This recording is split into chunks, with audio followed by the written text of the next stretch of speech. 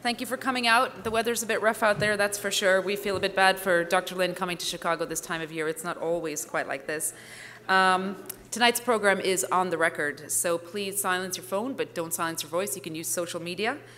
We will have a PowerPoint. It's going to be over here, but you'll also find that it's under your chairs in case you can't view it properly. There's a handout of it on your chairs. We're delighted to have Professor Justin Lin here. We've been wanting him to come to Chicago and the council for a while, so we're thrilled that he's here. He's got a book. It's for sale, and he'll be signing it directly after the program in the back. As many of you know, we do write-ups of many of our programs, and they are put up on the website almost immediately afterwards, so it'll be up first thing Monday morning. And our senior fellow on the global economy, Phil Levy, will be writing up tonight's program. So I suggest you check it out, and you can forward it on to your colleagues and friends. Now I'd really like to express some deep gratitude to Aon for making this possible. Our board member, Peter Lieb, has championed this lecture. It's the second one, and it's not just great for the council and all of you here, it's great for the city of Chicago. Professor Lin has had the opportunity to go down to University of Chicago, meet lots of people, meet with other corporate members. We had a wonderful dinner with several former cabinet members last night and Federal Reserve Board members. So thanks to Peter and his wife Susan and Aon for all their support. We're very grateful to you. And we're delighted to hear Professor Lin's perspectives. A couple of upcoming programs. January 22nd, we'll be back with our Global Economy series. Chrystia Freeland, many of you may have heard she just won a seat in the Canadian Parliament. She's coming to talk about the rise of the super rich. James 24th on China, we have James McGregor coming on authoritarian capitalism. It would be bad for me not to mention that we have Secretary Gates coming, even though it's not directly related. January 28th, and it's sold 800 tickets in one day, so I would suggest you sign up quickly if you'd like to hear him and possibly ask him a question. And then on February 18th, Adam Posen will be in on winners, losers, and threats in the global economy. I'll be back up for Q&A, but now I'm going to turn the mic over to the aforementioned Peter Lieb, who's Aon's Executive Vice President, General Counsel, and also senior, he's also on our board. There's lots of your bio here tonight, Peter. I don't usually get this much. He was a federal prosecutor in the United States Attorney's Office for the Southern District of New York and a law clerk to Warren E. Burger. Thank you, Peter.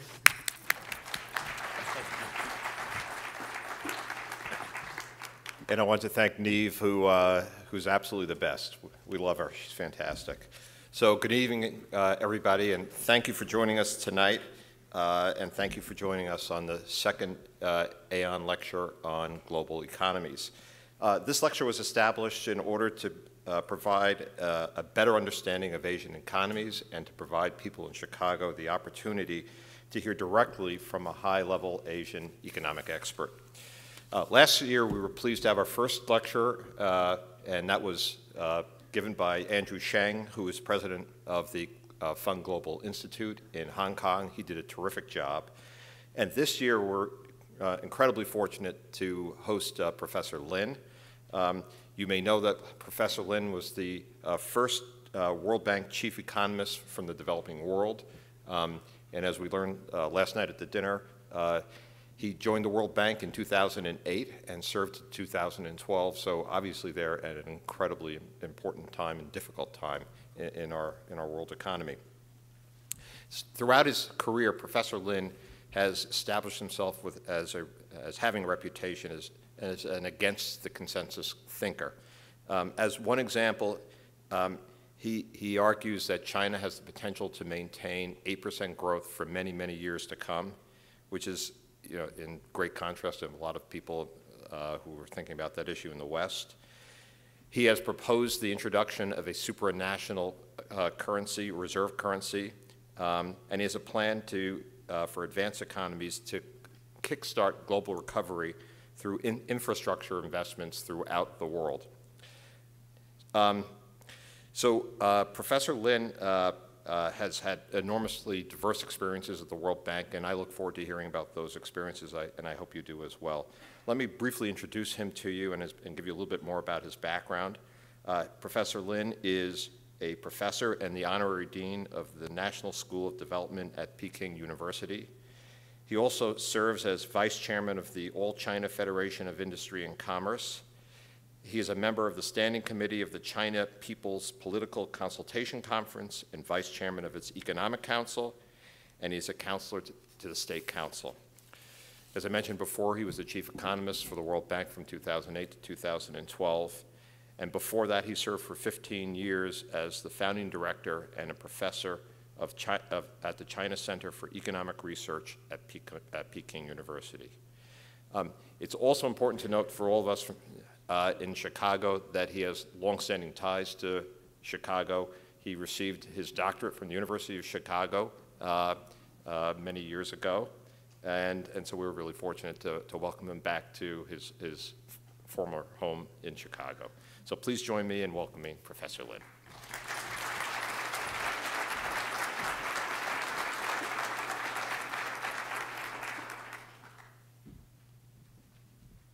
Well, good evening. Thank you very much for the nice introduction. And it's quite an honor for me to speak in front of my professor, Gary Baker, James Ackerman. And it reminds me 27 years ago, I did my defense of my dissertation. And today, maybe just like another defense. And tonight, I'm going to talk about 3 topics. The first one was what caused the 2008 global financial crisis. And it was the most serious one since the Great Depression. And certainly we need to understand the causes in order to prevent its occurrence in the futures. And for the global economy, it's very important that China maintain the dynamic economic growth. And I'm going to talk about the prospect for China to maintain a high rate of growth in the coming years. And the last one will be how to prevent similar crises to occur in the futures. And as Peter mentioned, I think the global crisis was due to the international monetary system currently we have, and I try to propose some kind of alternative. For the global crisis, we know that it was preceded by the global imbalances. And when we say global imbalances, was the huge trade deficit in the US, current account deficit in the US, and a large trade surpluses in East Asian economies, including China and so on. And the hypothesis was that the global financial crisis was caused by the global imbalances, because in a group of countries in East Asia, they accumulate huge reserve through the large trade surpluses. And they use this reserve to purchase treasury bill, which replaced interest rate. And because interest rate was so low, it stimulated all kinds of speculative activities, and including the activity in the housing sectors, and causing the housing bubble and the bubble in equity markets. And when the bubble burst, we had the global financial crisis. Certainly, you can write a model about these arguments and test that with the empirical evidence seem to be supportive. And so that's the reason why it's quite well accepted. And at the same time, what causing the East Asian economies to have such a large trade surpluses? There are 3 main hypotheses related to that. The first one was East Asian economies adopted export-oriented development strategies. And so they export a lot, and their trade surplus was large. That was first hypothesis. And the second hypothesis was East Asian economies. They did very well after the Second World War, but they were hit by the East Asian financial crisis in 1997, 1998. And one reason why they were hit was because they did not have a large enough reserve. And so for the self-insurance purpose, they wanted to increase their reserve holdings. And to do that, they need to increase their export and accumulate the reserve through the trade surpluses. So that's the second hypothesis, the self-insurance motive. And the third one, the most popular one, was the artificial repression of the Chinese currency, undervalue of the Chinese currency, and causing China to be so competitive in the international trade, and China accumulate huge reserves through the large trade surpluses. I think all these 3 hypotheses, certainly you can write a model and to show, if you have those kind of reasons, then they are going to have large trade surpluses, and then they are going to accumulate the huge reserve. However, even they seem to be logically consistent, but can they really sustain to be tested by the empirical evidence we have? For that, I'm a little bit doubtful. Because we know East Asian economies, they adopted the export-oriented development strategies since the 1950s. And before 2000, the East Asian economies, if you look into their trade, was more or less balanced. And for some economies like Korea, even they are famous for the export-oriented development strategies. But in most years, they run trade deficit instead of trade surpluses. And a large increase in trade surpluses in East Asian economy did not occur until 2000. So we could not use a strategy that had been used for more than half a century to explain what happened in only the last 10 years. So that's my first refutation of the first hypothesis. And for the second hypothesis, yes, East Asian economies, including Korea, Taiwan, and so on, they increase their trade surplus a lot and also accumulate the reserve, increase a lot. But at the same time, we also observe countries like Japan and Germany, they have the reserve currencies, so they don't have to accumulate reserve in order to self-defend. But they also increase their trade surplus substantially in the same period.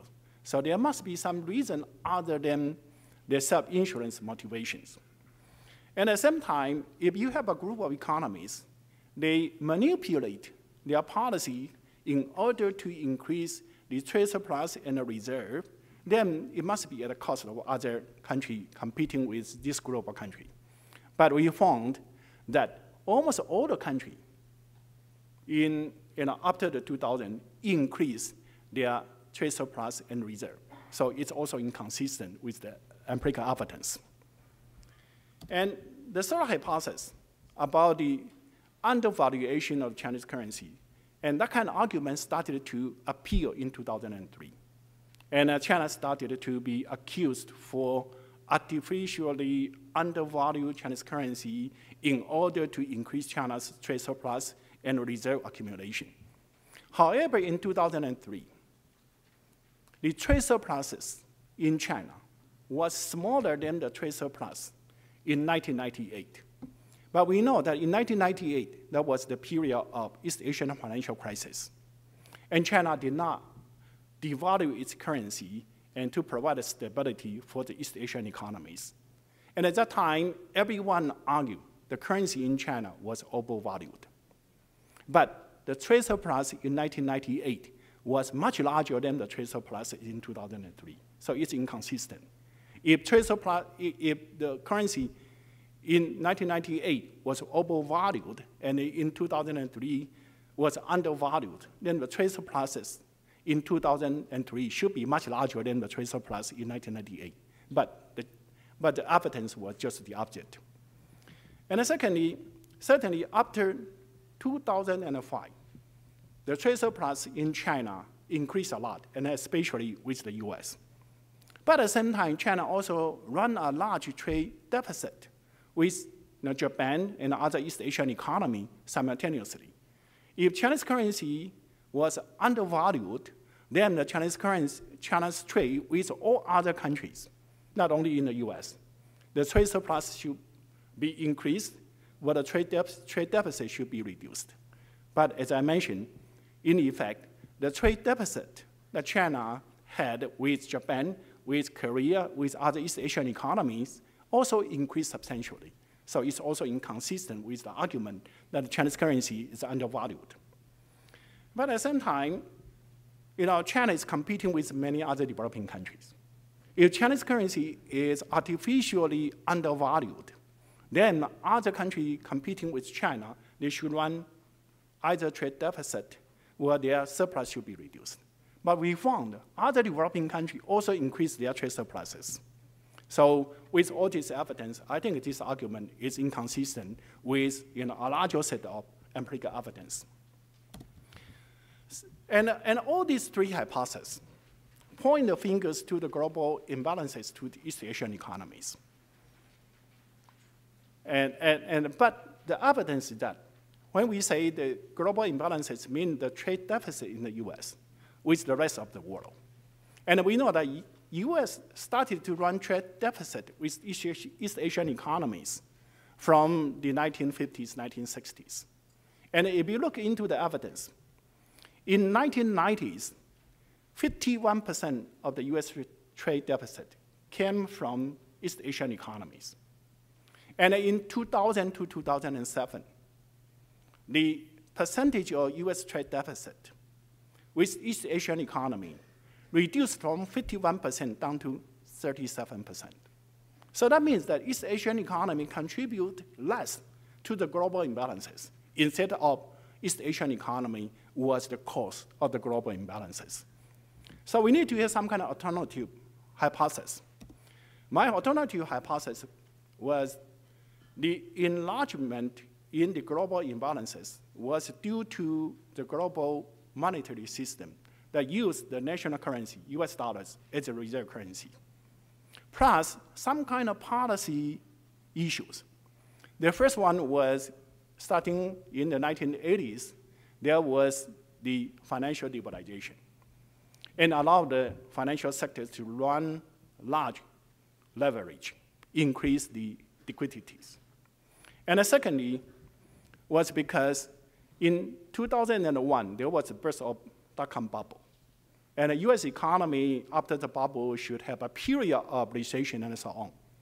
And to avoid that, the Federal Reserve very aggressively reduced the interest rate from 6.1% per year and down to 1% per year in 2003. When you have high leverage and low interest rate, certainly you encourage people to have speculative actions and causing excess liquidity as well as investment in speculative sector like housing and so on. And that causing the bubble in the housing sectors as well as in equity. And with this kind of bubble, certainly you have a wealth effect. Households started to feel that they are so wealthy, and also the financial innovation allowed the household to capitalize the gain in their housing and equity and to support the consumption.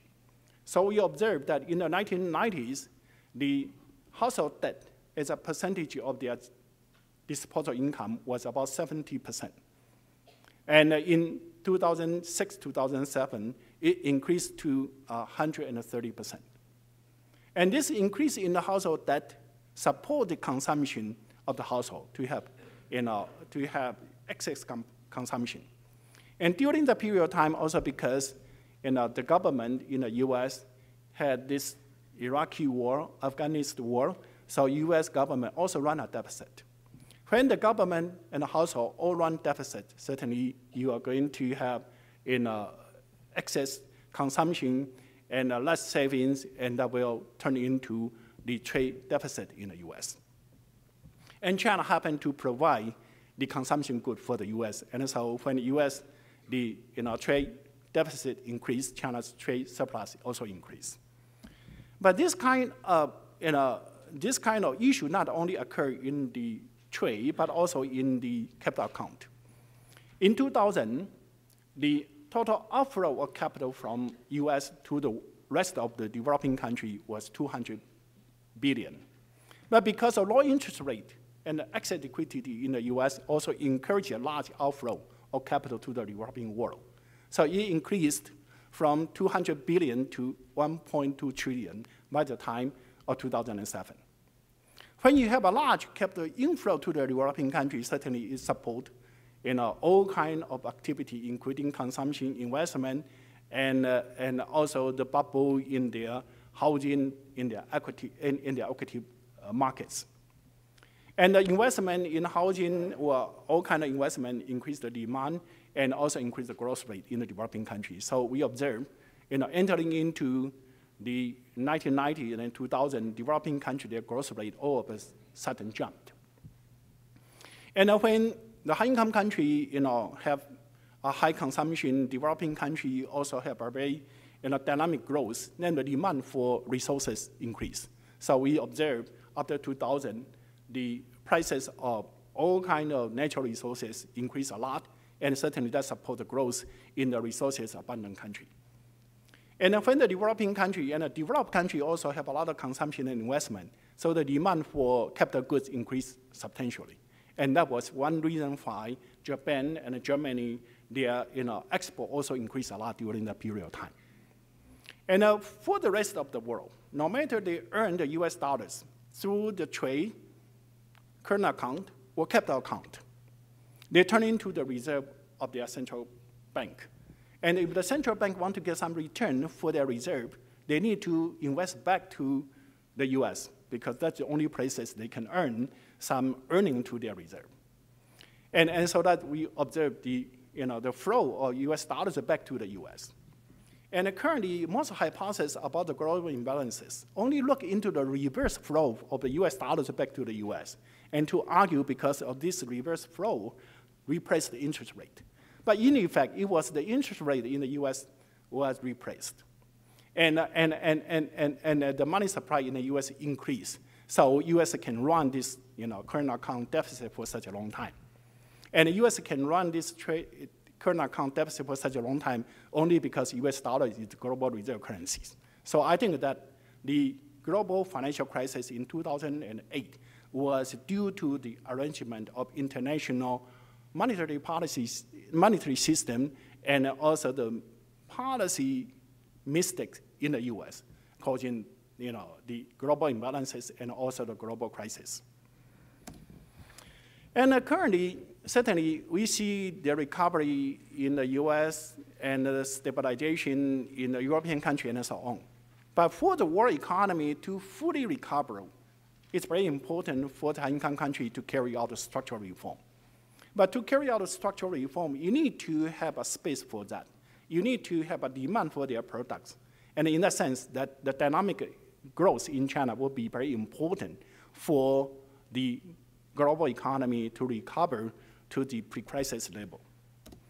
And for China, we know China started to transition from the planned economy to a market economy in 1978. And China adopted a gradual dual-track approach for the transition. On the one hand, continue to provide some support, subsidy to the old sectors. On the other hand, liberalize the entry to the new sectors. And this approach, provides China stability and also the dynamic growth in the past 35 years. And the average annual growth rate in China, was 9.8% per year in the past 35 years. And the issue is that whether China can continue this type of high growth. Personally, I think it was possible for China to maintain around 8% growth rate in the coming 20 years. And the reason why I think it was possible, I think it is possible because if you look into the natural growth, the natural growth is a process of continuous technological innovation and industrial upgrading. And by that, you can improve the labor productivity and the income. And for a developing country, you have some kind of latecomers advantages or advantage or backwardness in technological innovation and industrial upgrading. Because high-income country, if they want to have a technological innovation, they need to invent the technology. If they want to have an industrial upgrading, they also need to invent the industries. But for a developing country, you can always borrow, imitation, and licensing technology or industry and so on. And that was the reason why China was able to have 9.8% growth rate in the past 35 years. And a high-income country can only have 2 or 3% growth rate. But for the coming years, China already utilized that potential for 35 years. And can China continue to rely on that mechanism? I think that if you want to understand that, we need to look into not how long that China already utilized that potential. We need to look into how large the potential is still there.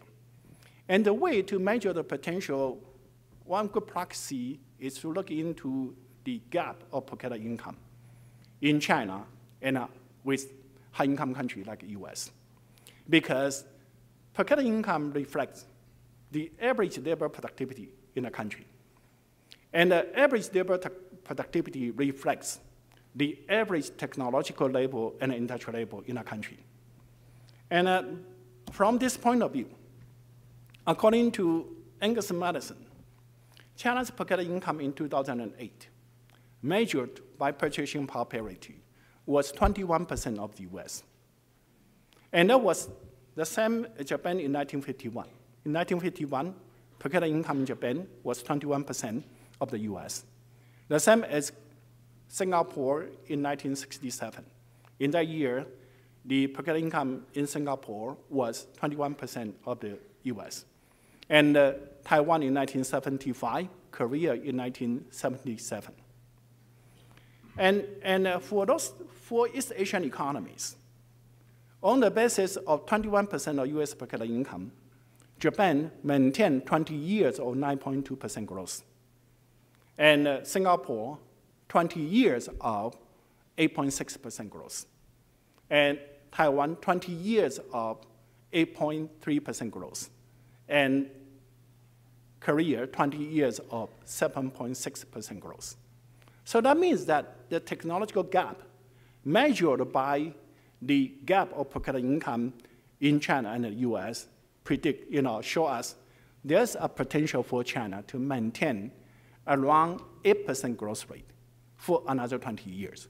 Because for Japan, Korea, and so on, they can realize 7.6% growth to 9.2% growth. Then that means that technological potential there is around 8% for China for another 20 years from 2008. But it's only a potential. To realize that potential, China needs to overcome a few issues. The first one is to maintain social stability. But currently, there are some factors which may threat the social stability. One is the income disparity. The other one is the corruption issue. So China needs to address that issue in order to maintain social stabilities. And the second one is that if China wanted to tap into that technological potentials, China needs to develop the economy according to China's competitive advantages to maintain competitiveness. And then China accumulate capitals, both human capital and physical capital. So China can upgrade its industries. And in this process, China can tap into the advantage of backwardness. And to do that, we need to understand what are the causes of income disparity and corruption in China during the past 33 years. And I think the main reason was because China adopted some kind of dual-track approach, as I mentioned at the beginning. In that approach, China retained certain distortion in the financial sector, in the resources sectors, as a way to protect the old industries. And those kind of distortion has some kind of income distribution implication, because it gives subsidies to the older sectors and large state-owned enterprises, and now many large enterprises not only owned by the state, but also owned by the rich people. They not only get the financial services, they also get some subsidies. And who subsidize them? The ordinary people. And that was the main reason for the income disparities. At the same time, those kind of distortion create rent, and then you have rent seeking, and that is the corruption. And so to address the income disparity issue as well as the corruption issue, China should eliminate those kind of distortions. And I'm happy to say the third plenary, last year, the decision is for China to remove those kind of distortion, and so China can have a much more, in the Chinese term, harmonious growth. That means to have a growth with improvement in income distribution. And if the distortion is removed, China will have a much effective market system, and then the development in China will be, along China's comparative advantages in a much better way. And so I think that by the reform that stipulated in the third plan, I think that China will be able to tap into the growth potential and maintain a growth rate close to 8% in the coming years. And if China can maintain 7 or 8% in the coming decades and so on, certainly China will become the largest economy in the world, and China's currency will become some kind of reserve currencies. So most likely, we are heading towards an international monetary system to have three reserve currencies, main reserve currency. One is US dollars, the other one is euro, and the third one is Chinese yuan. And whether this kind of multiple reserve currency system is going to be stable or not, whether we can prevent a similar crisis to occur in the futures. And this is one issue I'd like to discuss. As I mentioned, the main reason for the global financial crisis was some kind of inherent conflicts between the national interest and the global interest. Because if you have your currency, national currency is a reserve currency, it gives the possibility for the country to run large trade deficit for a long time. And those kind of global imbalances can cause the global financial crisis, as I just discussed. And to prevent this kind of situation, we need to have a new international monetary system which avoid the conflicts of national interest with the global interest. Currently, there's a lot of discussion about to use the special drawing right to replace the US dollars as the global reserve. But I don't think it solved the fundamental issue, because we know that the special drawing right is a basket of national currencies. And so the composition of that basket is still based on the national currency, so the inherent conflicts of national interest and the global interest is still there. So in my book, I propose to have a supranational currency along the line of Banco proposed by Keynes in the 1940s. And it's a paper goal in a sense that it has all the desirable properties. The first one certainly is a supranational currencies. So it can avoid the conflicts of national interest and the global interest. And secondly, this is a fiat money and it will be treated as something like a gold. The national government use that as a reserve. And since it's a fiat currency, so it does not have the problem to use gold as a reserve, because if we use gold as a reserve, there's some kind of deflationary pressure when the global economy grows very dynamically. And the paper gold does not have those kind of issue, because we can have some principle like Friedman's K% rule or Taylor's percent rule, and depend on the growth in the global economy or the trade, and increase the money supply, the reserve in parallel ways. And the third one, it can also avoid the trouble we observe in Southern European countries. The Southern European countries, they don't have their independent currency. So currently, the way for them to address the issue is to devalue their currency, but they cannot do that because they don't have their national currency. But this paper gold can do that because it's used as a reserve, and national government can use their own domestic currency, and by that, if they have some trouble, they can devalue their currency as a way out. So it has all the desirable properties. And whether this paper gold will be used or not very much depends on the multiple reserve currency system that we are going to have in the future is stable or not.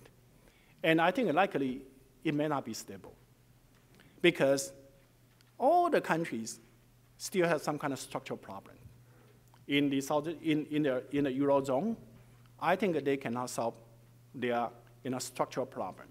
In the US, still you have some structural problem there. And China, as a developing country, is still in the process of deepening of its modernization. It also has some structural problem there. And if we have structural problem in a country, it will give all kind of opportunity for speculation and so on. So the multiple reserve currency is likely to be very unstable. And everyone loses in that kind of system. If everyone loses, then the proposal I have may have the chance to be considered seriously and to replace the national currency-based international monetary system. So I discussed my ideas in 2 books. The first one is Against the Consensus and Reflection on the Great Depression, the Great Recession. And the second book is about China's growth. It's discussed in another book called demystifying the Chinese economy. So if you are interested, I would encourage you to read those 2 books. Thank you very much.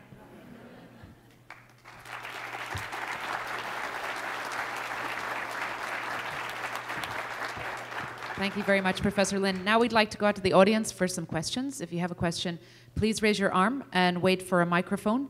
Why don't we get started right here in the 3rd row, Mr. Alan Matthew? What's your opinion on Bitcoin? Your opinion on Bitcoin? Bitcoin? Yeah. Well, first, it's not a reserve currency. I'm talking about reserve currency.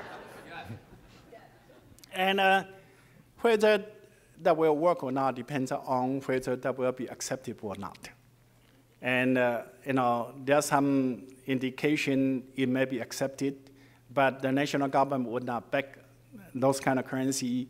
And without the backing of the national government, then people will lose the confidence of that currency. So that's the reason why the Chinese government say, well, we are not going to prevent people to hold it, but we are not going to support it.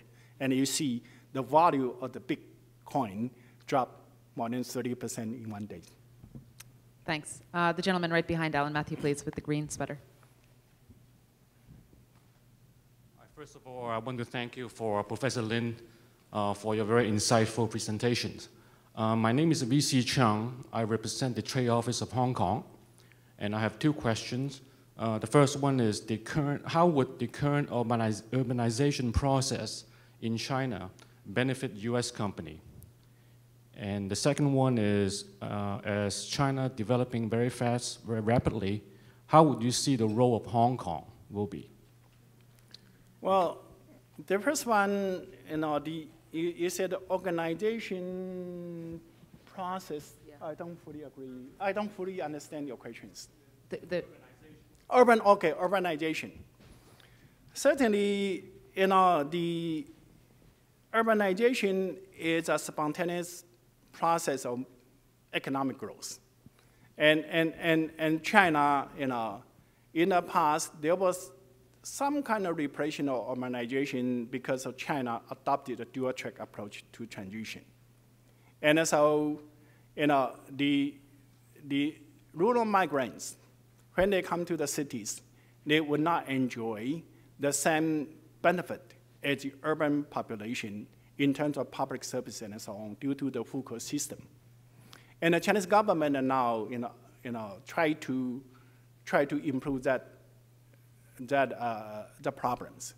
And so you can see that urbanization is one of the major programs that China will carry out in the coming years. And I think that the urbanization certainly will be important for China, and if that can be carried out smoothly, it will be good for the rest of the world, because the consumption in the urban area will increase, and that will reduce the trade, reduce the overall saving in China, and reduce the trade surplus in China, and that will create a market for the rest of the world, including the high-income country. And the second question is that certainly if China can maintain this kind of dynamic economic growth, Hong Kong will continue to be one of the most important cities in the world, because Hong Kong is the financial centers of the world, and it can provide the service, financial service to China and to the region. Thank you. Yeah, next question.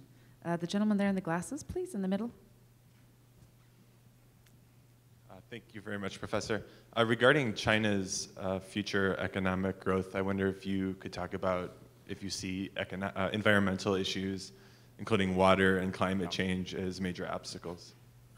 Yeah, environmental issue is a big issue in China. And you can see the pollution and so on has been daily headline in China now. And I think that there's scope for improvement in China. One is the regulation and the implementation of the regulation. And certainly China has environmental regulation, but so far it's not implemented forcefully, because China has 31 provinces. And each province is suspicious of the other provinces. The other provinces may not implement those kind of regulations. And because if they implement the regulation, it will increase the cost of their production and so on. And that may hurt their growth. But so currently we are in some kind of low equilibrium. But I think the way to do that is to, to break those kind of presidential dilemma by calling all the provincial governors together to say, from tomorrow, everyone needs to implement the regulation.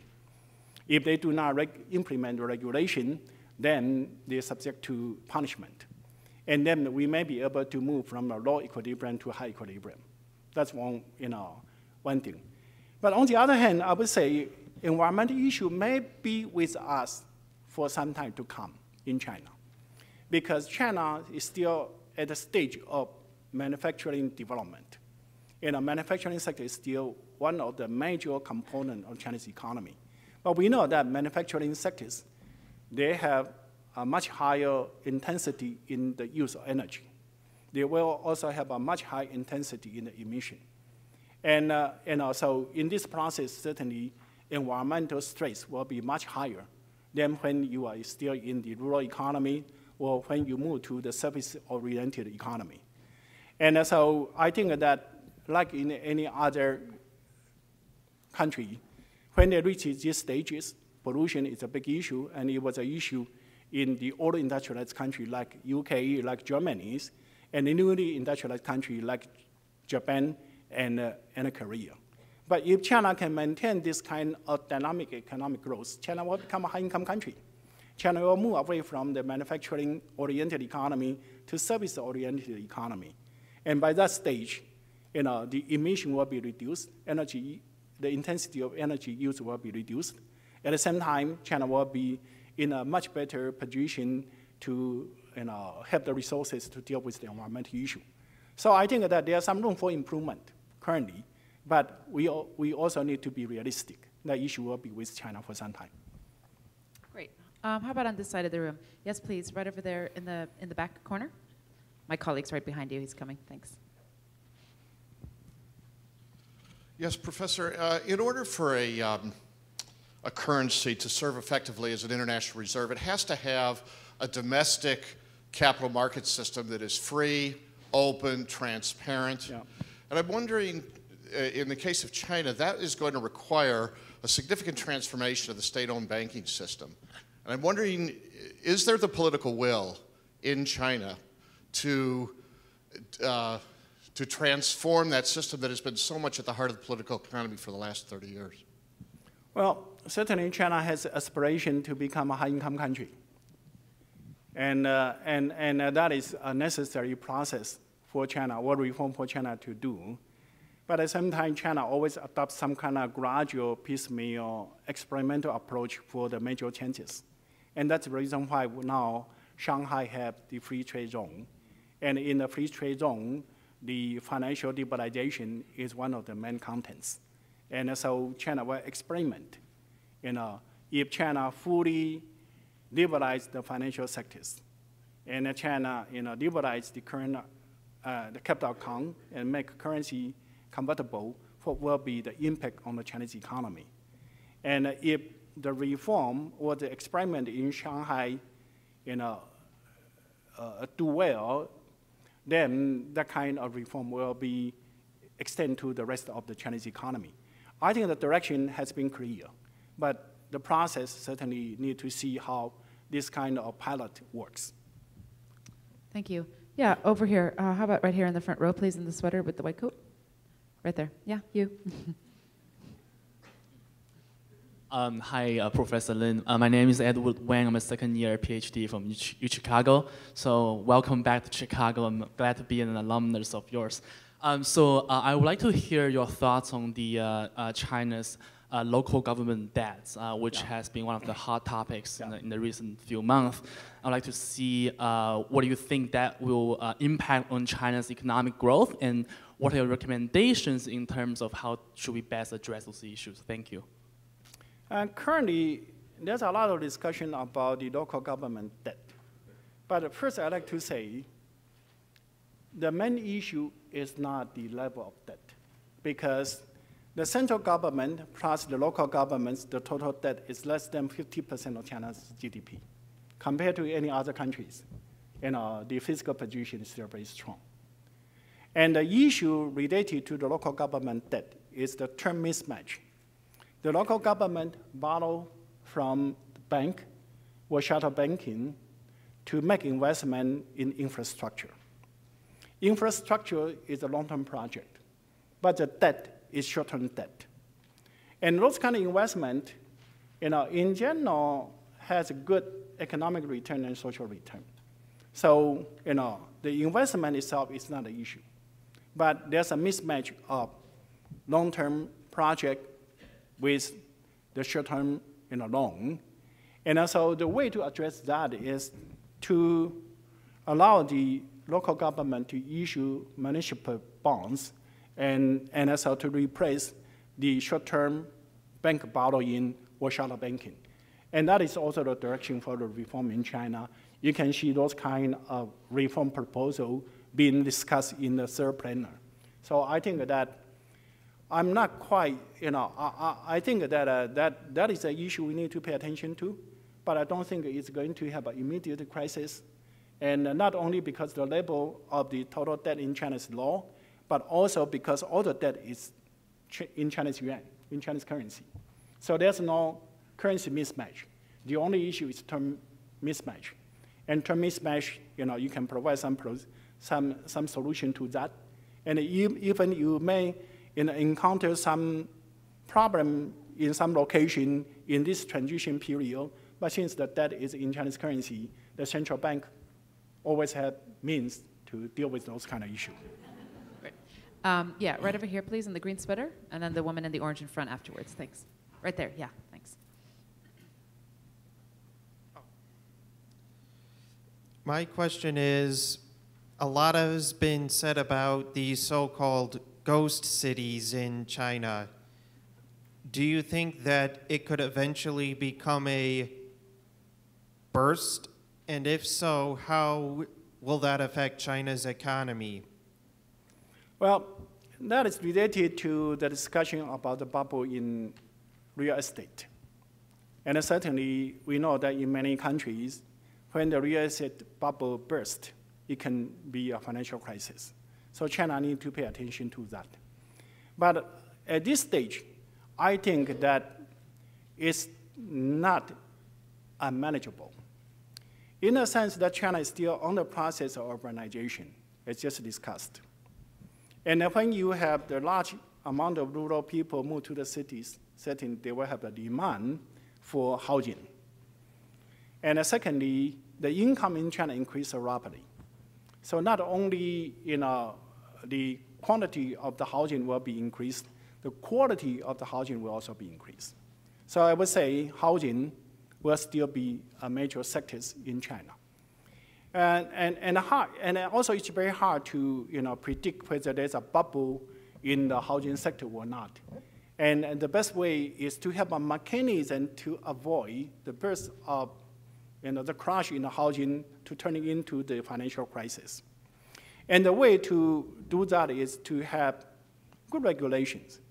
And one is that if you want to borrow money for the housing or for the mortgage, then you need to have certain percentage of your own monies for the mortgage. And also for the banking sectors, they need to have a limitation about how many percentage of your total loan can be used to finance the real estate development or to support the mortgage. If you have those kind of good regulations, then even you have a bubble or you have a ghost city as you described, and then it's just a fluctuation in the personal wealth. It will not turn into a systemic financial crisis.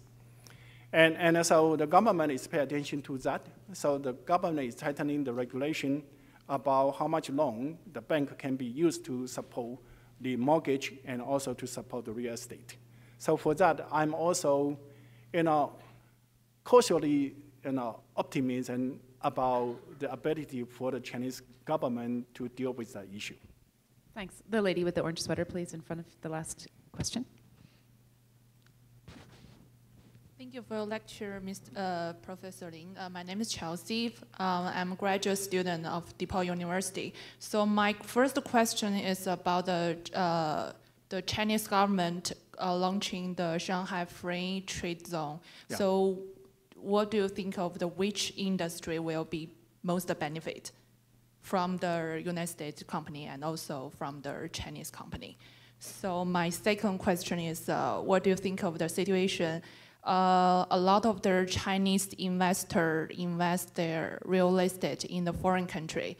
For example, the Fuxing International by the New York Manhattan Square, and also the other investors invest in London City property. For the first one, in the Shanghai Free Trade Zone, what kind of opportunity will be for the US companies? We know that in the real sectors, different direct investment to China has almost been fully liberalized. But there are some kind of, there are some sectors which still be restricted. And in a free trade zone, China is going to experiment the negative list. Anything which are not prohibited, then they can do the investment. In the past, only those sectors which are allowed to make investment, you can make investment. So it's a change in the concept. And that will provide many new opportunities for investment in China, and especially in the service sectors, including the financial services, insurance, banking, and so on. So I think it's a good opportunity for high-income countries like the US, because area you have comparative advantages, then you can extend that comparative advantage to China. And so I think the high-income country like the US should welcome those kind of experiment in China. The second question, I don't fully grasp your questions. So what? Think of Chinese investment in real estate markets outside of China. China's investment in real estate outside China, I think China needs to be very cautious about that, right? Because China should not follow the step of Japan. Okay, great. We have a question here, please, from the second row. Thank you. Professor Lin, I have a question. I wanted to know what percentage of China's economy today is controlled by the government, and what will be the effect of this control over the 8% growth rate in China? I mean, is it going to go on forever, or, and as the middle class grows, it's going to be, you may face some political problems, and how do you see that interacting with the growth rates that you spoke about? Well, the first one about the control of the Chinese economy, that related to the state-owned sectors and the private sectors. And we know that China certainly started with almost everything controlled by the state-owned sectors in 1979, but in the past 35 years, the share of the state-owned sector has been declining all the time. In the last few years, there was a discussion about the rising importance of state-owned sectors, but it's a perceptional issue. Actually, if you look into the percentage of the state-owned sector in the Chinese economy, in the last few years, it also continued to decline. And the reason why people say the state-owned sector plays a larger role was during this period of time, in the global financial crisis, China adopted counter-cyclical interventions to make investment in large infrastructure projects and so on. Since they are large, certainly the large companies will have an upper hand in gaining those kind of opportunities. And the large companies, a lot of them still are the state-owned enterprises. And so that's the reason why there's some perception of that.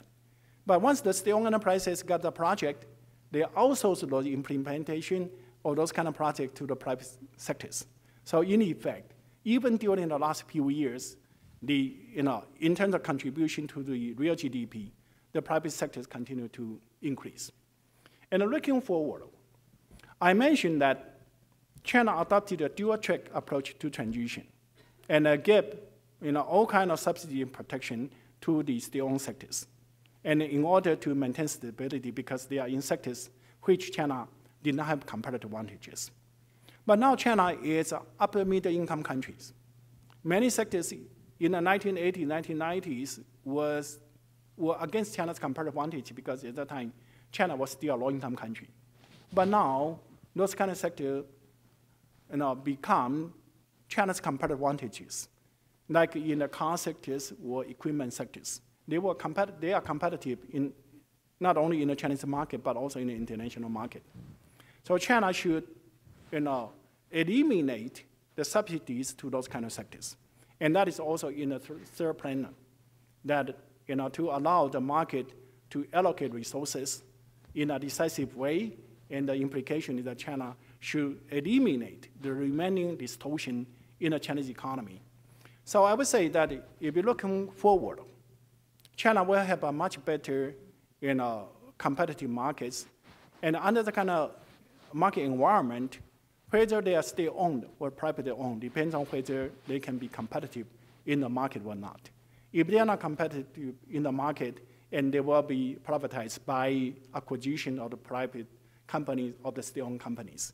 So I think that coming in the futures, China will have a much better market economies, and the competition will be carried out in a much more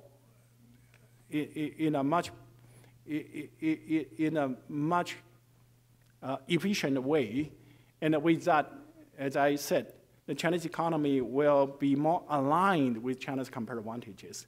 And in this process, I think the private sector will play increasingly important role. Thanks. We've got a question from Phil Levy, our senior fellow. First, thank you very much for a very interesting presentation. And if I can get the indulgence, I might ask two questions.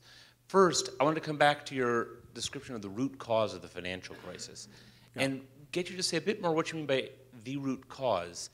I would guess that Chairman Bernanke, who put forward a lot of the idea of an Asian savings, a global savings glut, with a bit of a nod towards Asia, would not have argued that was the sole cause. But you could have a model where you have two necessary conditions, but neither being sufficient on their own.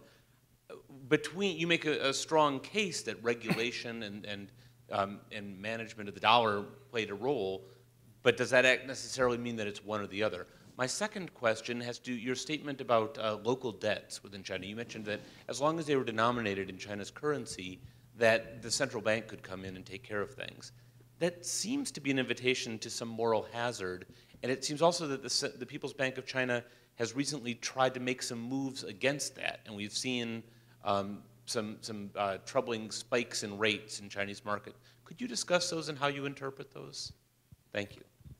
For the first one, whether saving is the main cause for the low interest rate in the US, in my book, I do document that. Actually, during this period, in the 2000 and so on, yes, the East Asian economy, they seem to be increasing their saving. But for the global economy, the total saving did not change much. That's one thing. And secondly, the empirical evidence show the interest rate are not so much related to the total saving in the world. So for that, I don't think that the low interest rate in the US was because of saving and a large saving in the East Asian economy. And secondly, your second question, and I don't fully get. Yeah, the second question. On the local debt and moral hazard, the People's Bank of China and squeezing. The local debt is related to the issue. As I mentioned, the local government, used the short-term debt to finance long-term investment, and certainly there's some risk involved because of term mismatch. So the central government, the central bank tried to contain the increase in the bank loans. And because local government still have the needs to make investment, so they turn into the shadow banking. And that is the reason why the shadow banking increased very rapidly in the last 2 or 3 years. And then shadow banking is unregulated, so it caused even more trouble. And so I think the fundamental way out is to allow the local government to issue the municipal bond to finance those kind of long-term investment. And this kind of bond market will be more transparent and easier to management. And also the bond market can subject to market competitions. So it will become a discipline on the local governments. So I think the way out should be, changing this kind of system which rely on banking or shadow banking to finance long-term projects. Long-term projects should be financed by long-term instrument like local government bonds. I know we have a student group from Kellogg here. Is there anybody in the Kellogg group that would like to ask a question? We've done a lot of U of C talking, so I want to acknowledge Northwestern. No? You need to ask questions. Okay, well, we'll try it. Maybe it's a Northwestern grad. All right, go ahead, though. Ask your question. Hi. The last time we set up a world monetary system, it was arguably after 30 years of crisis, starting in World War I. And people don't typically give up privilege just on their own, on a whim. And certainly having the US dollar as the world's trade and reserve currency produces privilege for the country and for US-based interests. My question is, to what extent do you see raw power and military power and the rise of China as a military power, at least in the region, as a factor in a possible emergence of new circumstances where the US dollar would be replaced? Oh, yeah, it's a very complicated situation, right? Because when China becomes the largest economy, then China certainly will have a much larger influence on the global economies. And in this transition period, certainly you may have some tension. But I like to say the rise of China will also be good for the US. Because in the past, the competition among two major powers, they are on the same level of development. So, so if one economy expands, the other economy loses.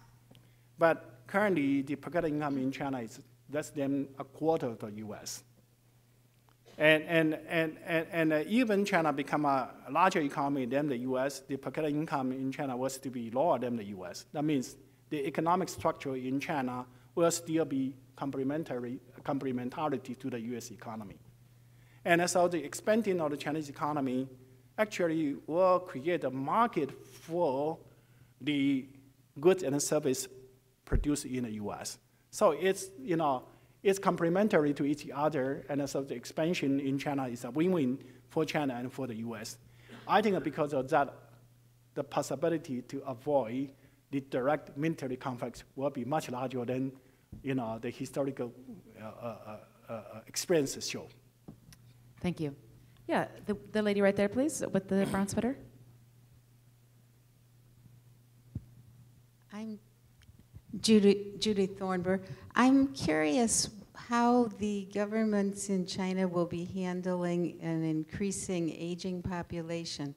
We spend so much in Europe and in the States, and we're worrying about what Social Security will do to unbalance our economy in the future.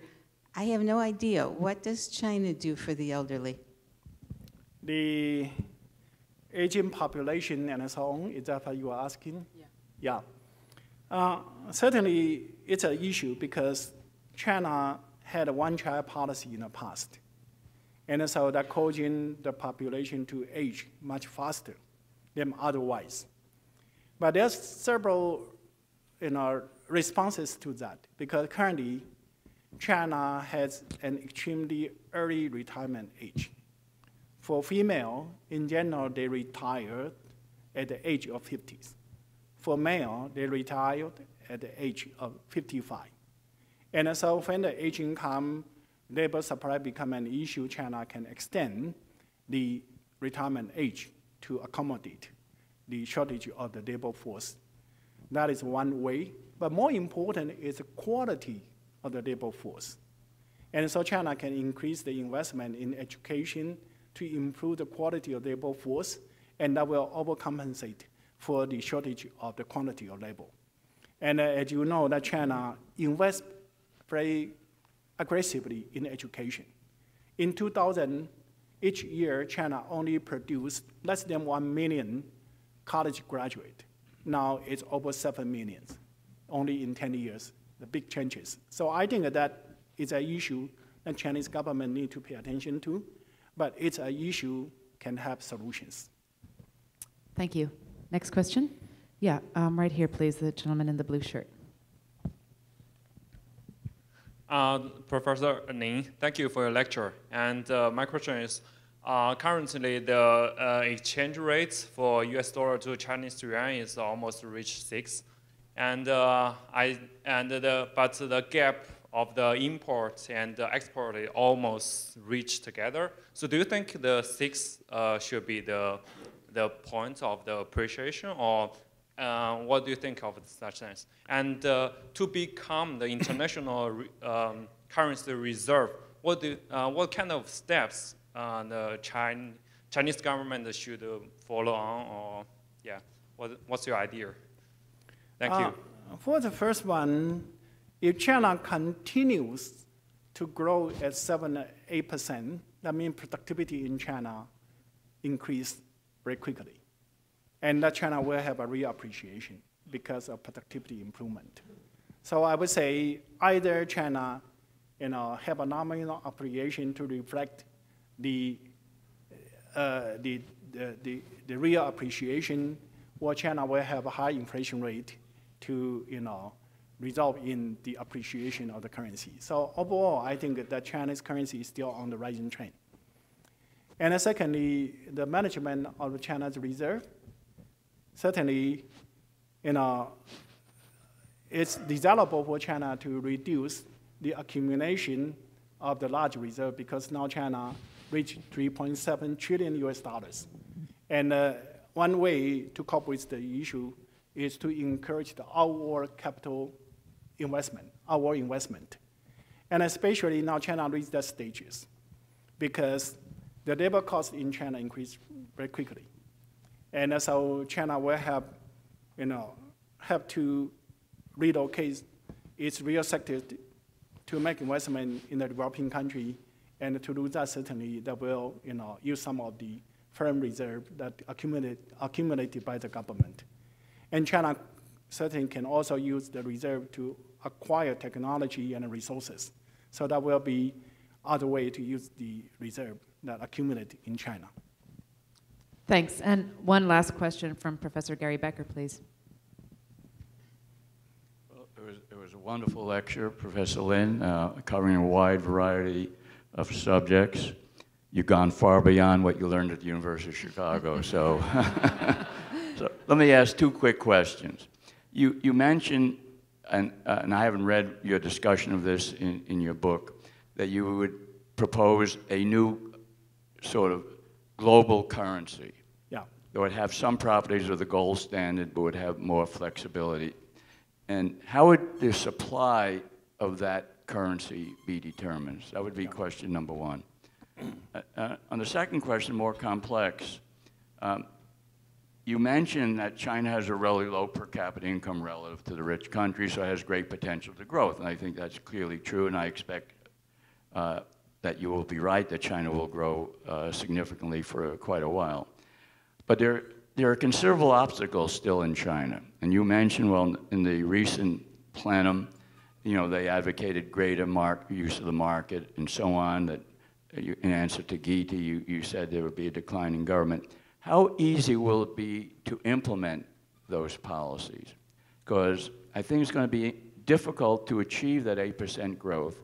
You maintain as large a fraction of state-owned enterprises, let's say in manufacturing, as you have now, and a variety of other obstacles in moving to the urban sectors and others. So if you can, it's a big question, but if you quickly expand on that, I think the audience would appreciate it. Thank you. For the first one about the paper gold, I propose in my book to be an international reserve currency. Certainly, you need to have international monetary authorities, and you need to have a group of experts to determine the supply of the reserve. And my recommendation is to follow something like Freeman's K percentage rule. That means that it depends on the growth of real economy in the world, then you can increase the reserve supply according to certain percentage. And that will be determined by the group of experts and making a judgment on the real growth in the world. That's your first question. And the second question is that, to tap into the potential of the growth in China, certainly China needs to make the structural changes all the time. And to making structural changes, certainly it's not easy in any country.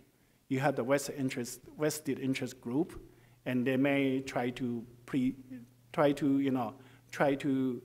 retain their position and without becoming obstacles. But that kind of problem exists in China in the past 35 years already. It's not a new issue. And because vested interest group will be there all the time. And so it very much depends on whether the changes is good for the nation or not. If it's good for the nation, then the central government will have the incentive to create a mechanism to make the changes possible. And one art for changes in China is some kind of gradual approach. On the one hand, to introduce changes which will allow the new sector to emerge without directly deprive the older sectors.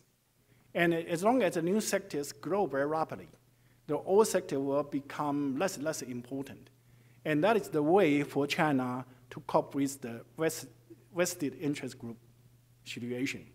For example, in the state-owned sectors. Well, if a sectors, as I mentioned, that some of the state-owned sectors in the past, they went against China's competitive advantages. They should have the protection and subsidies to survive. And under the kind of situation, it's better to them to be owned by the state. Because if they went against China's competitive advantages, even if you privatize them, they still need to have protection and subsidies. And in one of my books and many articles, I argue, as long as subsidies and protection are necessary to maintain their sectors, it's better to be owned by the state. Because you can look into the incentive structure. The private owner will not have the incentive to subsidize the state. They will use that they are not viable to argue for subsidies. And they will have a much higher incentive to argue for subsidies. And I argue that in the 1990s, I debated with many economists at that time.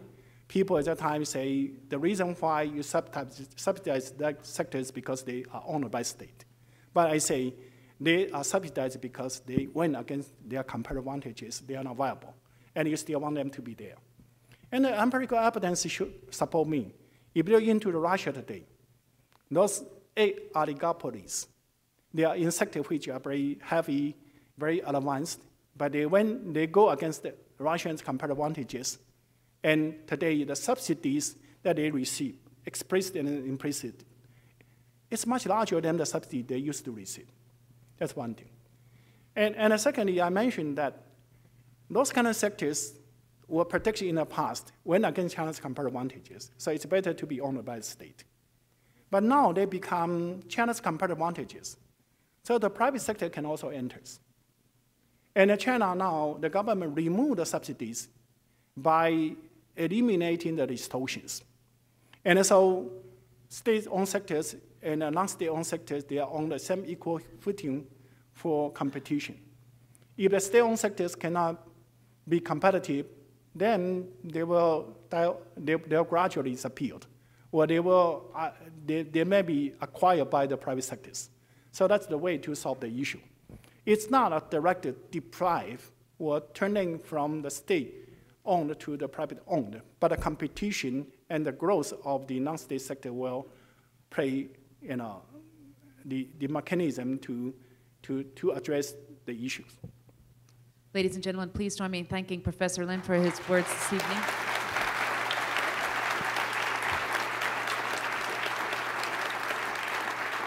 So I have 3 professors here. I hope you think I passed the oral defense tonight.